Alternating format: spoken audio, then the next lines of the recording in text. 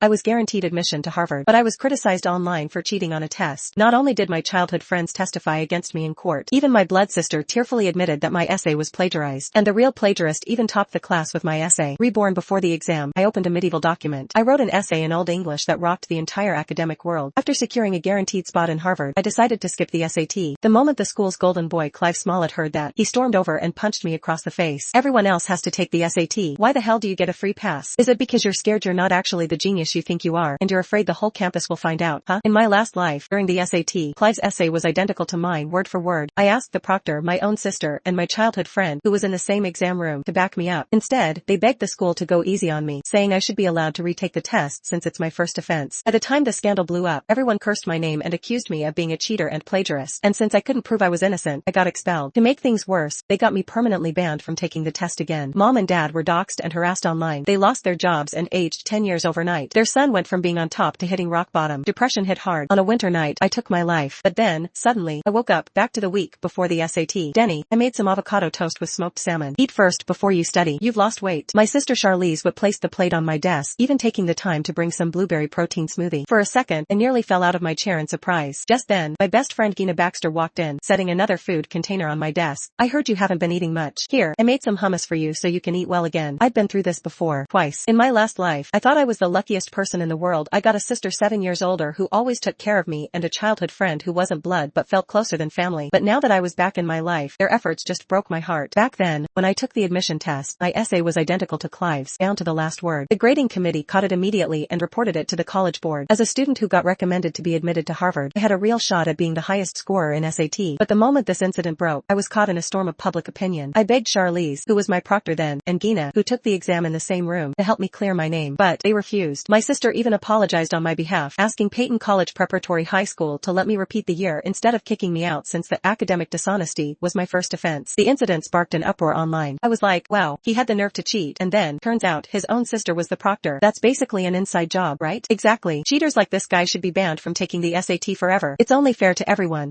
Absolutely. He wants to retake the exam? Dream on. With all the backlash, the school shut down Charlize's request. Not long after, the exam results were released. I, the school's top student, barely scraped past 200 points. Meanwhile, Clive, the guy who always ranked at the bottom, miraculously became the state's top scorer in SAT. His essay was even published as a model answer, praised by teachers across the state. And just like that, he became the revered genius scholar. And I became a cheater and plagiarist. Due to the severity of the misconduct, I was permanently banned from taking the exam. The school also refused to issue my high school diploma. Without a degree, my only option was to be a delivery guy. But customers would dump their orders on me and leave bad reviews just for fun. Because of me, my parents lost their jobs. The stress broke them. To pay their medical bills, I took a warehouse job sorting packages. Unfortunately, within days, my boss recognized me. He refused to pay me and even threw me out onto the street. With no money and hope left, I lost all reason to keep going. On a snowy night, in complete despair, I plunged into a lake on the verge of freezing over. But when I opened my eyes again, I found myself back in the week leading up to my college entrance exams, staring at my sister, who was meticulously helping me prepare, and my childhood friend, who was eagerly trying to nourish me back to health. I felt a mix of emotions. Denny, I made a list of all the possible essay prompts. If you study these, I guarantee you'll get the perfect score. Charlize said confidently as she placed a neatly compiled list of topics in front of me. Next to her, Ina teased me. You better land that top spot, Denny. I've been feeding you hummus all week. Don't embarrass the chickpeas and tahini. It was meant to be a joke, but I couldn't bring myself to laugh. Charlize was my sister. She'd never stabbed me in the back. Ina had grown up with me. She had always been sharp-tongued but fiercely protective. In fact, once, someone talked shit about me, and she nearly got into a fight over it. So it couldn't have been them. Then where did it all go wrong? I had been an outstanding student my whole life, consistently ranking first in my grade. Even after transferring to one of the most competitive schools in Illinois, I never dropped out of the top 3. Mr. Carmichael, my homeroom teacher, even bet I'd land a spot at Harvard. That's why, when the so-called academic dishonesty scandal broke, most of my classmates and teachers stood by me. I had won writing competitions before. I had no reason to cheat and plagiarize. But then, Clive leaked the security footage from the testing room. The video showed that he turned in his paper 10 minutes before I did. And before the test, he had posted his own essay predictions on his blog, breaking down the exact topic and themes. His essay followed the exact structure of his earlier post. For a while, the netizens' nasty comments almost drowned me. It's caught in 4K. Denzel Witt straight up stole Clive's work. The evidence is undeniable, and that cheater still pretends he's a victim? I heard that liar has always aced his class. Guess all his grades before were just stolen work that went unnoticed. Thank God his own sister and best friend didn't cover for him. Imagine letting the real victim take the fall. The scandal blew up so fast that it became trending. The college board took this matter seriously and immediately launched an investigation, analyzing the evidence Clive presented. After verification, the surveillance footage and blog posts were proven authentic, with no signs of tampering. They concluded that I was indeed a cheater and plagiarist. I was completely blindsided. I swear to God that essay was mine. How the hell was I the one who copied? But I had had no proof to defend myself. And what I couldn't figure out was, how did Clive's essay turn out exactly like mine? Did the essay prompts that Charlize predicted somehow get to him? Mystery after mystery surrounded me. But right now, Charlize and Gina weren't acting suspicious. If I wanted answers, I needed to start with Clive's social media. If I remembered correctly, his essay prediction post should have already been up. But with Charlize and Gina keeping a close watch on me, I hastily scribbled down a rough outline of an essay to make myself look convincing, and clutched my stomach. I need to use the bathroom, I muttered. Gina shot me an unimpressed look. Seriously? You still have a lot to study, Benny. Charlize basically handed you the potential topics, and you're still looking for ways to slack off? Charlize quickly waved my friend off. Hey, there's still time. Give him a break. As long as he follows my advice, he'll do well. But I didn't have much time to uncover the truth. Once inside the bathroom, I locked the door and pulled up Clive's blog profile. It was well known that his parents were professors at Harvard, and thanks to his looks and connections, he had a decent online following. I never really had much connection with Clive, but Charlize was a teaching assistant at Harvard and Stanford, so she had met Clive a few times. Once, I overheard her telling Gina that Clive was the definition of boyfriend material, unlike me, who was just a bookish nerd. My sister also said that if Gina were going to date someone, it should be a guy like Clive, wealthy and good-looking. At the time, I thought Charlize was just joking, but looking back now, maybe she actually meant it. Even so, I still couldn't understand why would someone like Clive, practically born with a silver spoon, go out of his way to screw me over. Just then, I saw his latest post on his blog. He claimed he had predicted the essay topics for the SAT and was sharing it with everyone. The moment I saw it, I froze. That was the exact topic Charlize had predicted for me. On top of that, Clive even posted his own so-called unique insights about it. Word for word, they were identical to the notes I had casually jotted down on my scratch paper. The comments were full of people hyping him up. Damn, not only is he hot, but he's also insanely smart and generous. He even shares his SAT predictions with everyone. What a true angel. Seriously, if I saw this topic on the test, I would have gone completely blank. Good thing I read his analysis in advance. Predicting the same topic might just be a coincidence. But how could his essay outline be exactly the same as mine? The only people who had been in my study room were Charlize and Gina. It had to be them. A chill ran down my spine at that thought. I couldn't wrap my head around why they would do this. Was blood and years of friendship really worth less than knowing Clive for just half a year? I sat on the toilet for an hour, thinking it over. Then I made up my mind. I had to take a different approach. I already knew the essay topic for this year's SAT. In my last life, I got accused of plagiarism, but that essay was actually my best work. It scored high, but not a perfect score. This time, I was going to write the essay in Old English. Since Clive's essay had been an exact copy of mine in my last life, I'd just rewrite the whole damn thing. No matter the final score, at least I could shake off the plagiarism accusations. Early the next morning, before Charlize woke up, I snuck out and went to Grandma's place. To be honest, I was hesitant. Writing my SAT essay in Old English was not only ridiculously hard but also a huge gamble. The moment I arrived, Grandma handed me a bowl of oatmeal. My sweet boy, what's wrong? You look troubled. I forced a bitter smile. Grandma, if I don't get into Harvard, are you gonna be disappointed? She patted my head, her eyes full of warmth. Silly boy, of course not. I just want you to be happy, Benny. Even if you don't get in, you still have me. I'll take care of you. Hearing those words, my resolve hardened. As I left Grandma's place, I got a call from Charlize. Benny, where the hell did you go? Gina brought you breakfast, but you weren't there. Now she's upset. I replied flatly. I went out to buy some study materials. I'll be back soon. I wasn't planning on telling them about my new essay strategy. After all, they were the prime suspects in the plagiarism scandal last time. Instead, I headed to the library to rework my essay plan. It was also the perfect place to do some research. After hours of writing, I stretched and leaned back for a quick break. I was curious what would happen to Clive this time.